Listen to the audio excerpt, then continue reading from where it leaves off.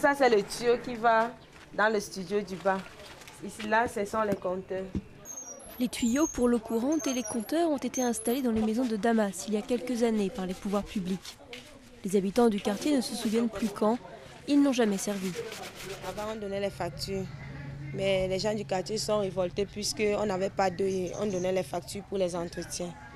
Là, ils disent qu'ils vont nous envoyer de l'eau ici, mais bon, sans suite, ils disent toujours, mais ça ne vient pas.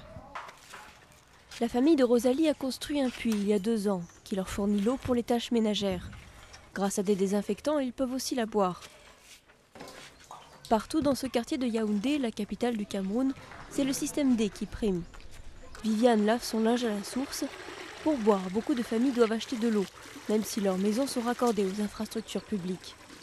Seuls les plus riches se sont fait construire des forages. Et à en croire le chef du quartier, la population est résignée.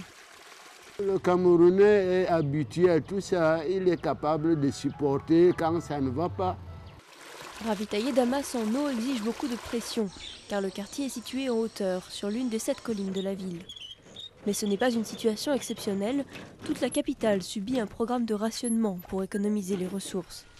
La seule station d'eau potable opérationnelle à Yaoundé fournit 100 000 mètres cubes par jour, alors que les besoins représentent le triple. La nouvelle société de distribution de l'eau, mise en place il y a 3 ans, ne peut que constater l'ampleur du problème. Le secteur de l'eau potable au Cameroun a enregistré un retard important en matière d'investissement. Depuis l'année 1985, année de mise en service de l'unique station qui alimente la ville, aucun projet de renforcement n'a été mis en place. D'après M. Oumida, le gouvernement n'aurait jamais versé les 5 milliards de francs CFA par an qu'il avait promis en 2008 pour aider le secteur. Au ministère de l'eau, on blâme des restrictions du Fonds monétaire international sur les investissements dans les infrastructures.